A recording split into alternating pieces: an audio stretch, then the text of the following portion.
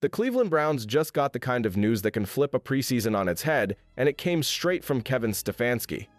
He's not just giving Shedeur Sanders a few token snaps this week, he's putting him right back in the spotlight with a ton of reps locked in against one of the NFL's deepest and most physical teams. That's not normal for a rookie quarterback taken late in the draft, and it raises the question, is Cleveland quietly preparing for something bigger than they're letting on? This isn't a soft matchup either. We're talking about joint practices in Philadelphia, followed by a Saturday clash with the defending NFC champions. If you've been around the league long enough, you know these sessions are where players either rise or fade under real NFL heat. The Browns are about to find out if Sanders' breakout in Week 1 was just a hot start or the first sign of a quarterback who can survive against elite pressure. Every rep here matters because these aren't scripted camp throws. They're live fire tests against a team that wins in the trenches. What makes it even more intriguing is the timing. Sanders is coming off a debut that lit up fans and even drew attention from big names outside the game. Now he's being dropped into a proving ground against veterans who won't care about his highlight reel. If he thrives again, the Browns' quarterback picture could shift faster than anyone's admitting.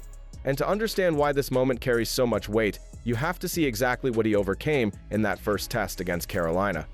But before we get into that, hit that like and subscribe button for more Browns and all the NFL content. Let's aim for 250 likes on this video. The Cleveland Browns put Shedeur Sanders into a tough opener that nobody expected to be kind, and he answered like the moment belonged to him. Starters on the offensive line sat, pressure came fast, and the Carolina Panthers kept their frontline defenders on the field early.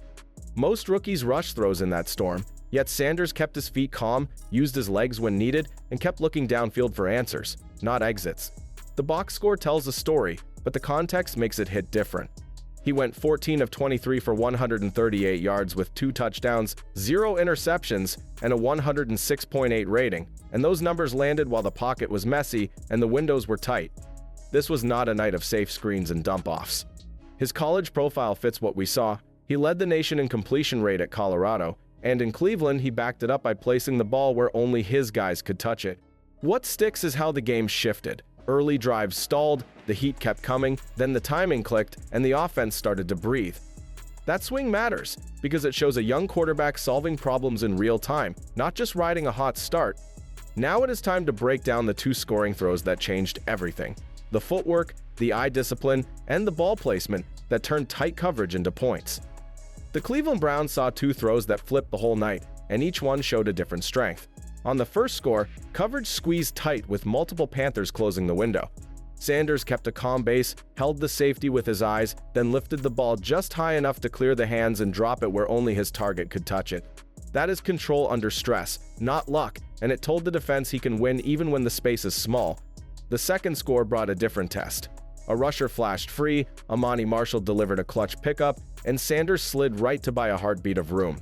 He never dropped his eyes, reset his feet, and fired low and away from the nearest defender. That placement protects the catch point and turns a contested moment into a clean finish. It is the kind of decision-making that makes coaches trust a young quarterback when the pocket is messy and the timing is tight.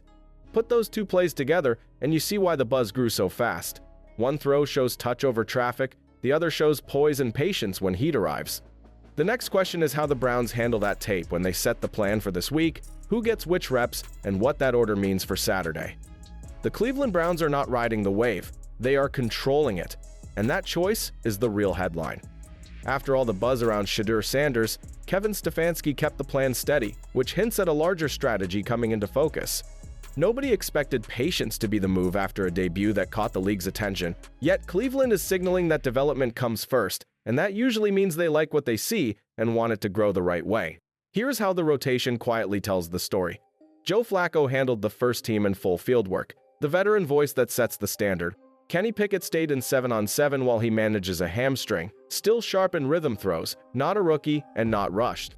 Dillon Gabriel, a rookie, returned to team drills with a watchful eye on his workload, while Shedeur Sanders, also a rookie, split sessions with the second group and kept stacking reps. Tyler Huntley remains the steady closer if they need a clean finish to any evaluation window. That order is not panic. It is a process that protects the room while giving the young arms real chances. The twist arrives next, because rotations are only the preface, and the true verdict comes when pressure compresses the field. The question now is simple and electric. Which quarterback wins the money downs when the disguise gets tricky and the space gets tight? Keep that in mind. because the next We Will breaks down exactly what to watch in the rookie battle, from third down command to red zone timing to how they answer the blitz. The Philadelphia Eagles bring the kind of test that turns a quarterback race from talk into truth. Their fronts win fast, their coverages disguise well, and the field gets small in a hurry. For the Cleveland Browns, this is where jobs are earned, because money downs, red area snaps, and hurry situations reveal who thinks the game at NFL speed. For Shedeur Sanders, watch the quiet details that separate hype from staying power. Does he control cadence and protections so pressure comes to the right place?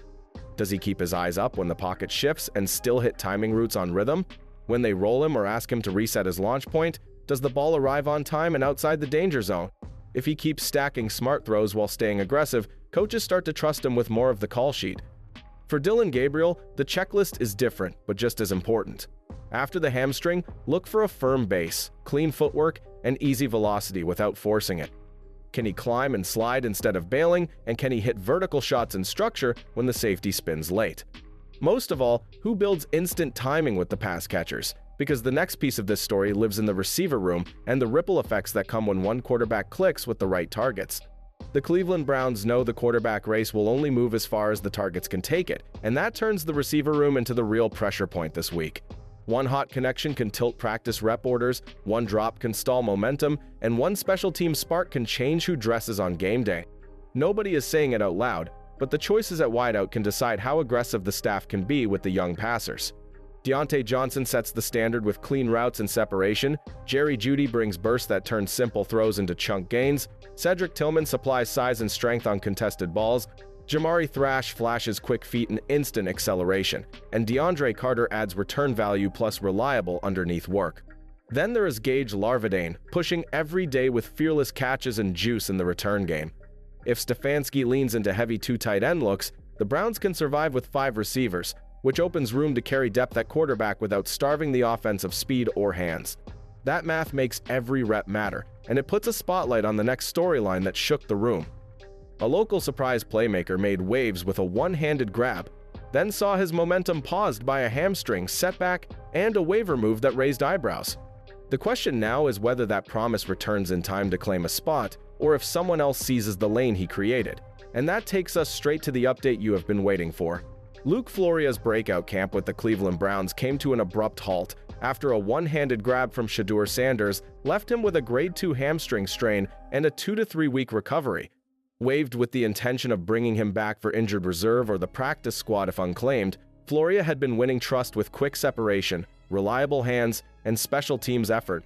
His absence opens extra opportunities for Gage Larvadain in the slot and return game, while the team keeps roster flexibility for quarterback depth, with attention now shifting to Sanders' growing buzz and the upcoming test against the Eagles. Now it is your turn to call it. Who should take the first snap on Saturday? Type SS for Shedeur, or DG for Dillon, or JF for Joe. What matters more in your eyes this week? Third down command or red zone timing? Do you think the Browns should carry 4 quarterbacks or keep an extra receiver? Drop your take in the comments, hit subscribe so you do not miss the next breakdown, and stay with me as we track how this battle evolves in real time.